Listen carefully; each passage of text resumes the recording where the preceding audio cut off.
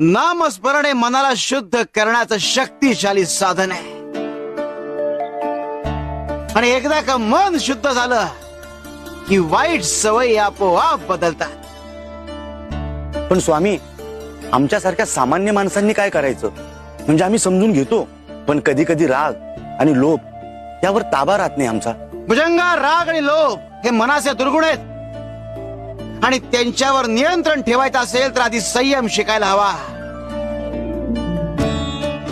आणि ह्या करता नामस्मरण हाच एक मार्ग आहे. स्वामी, नामस्मरणाने सगळं साध्य होईल, पण माणसाला आत्मविश्वास कसा मिळतो हो? माई, नामस्मरण हे आत्मविश्वासाचं मूळ आहे.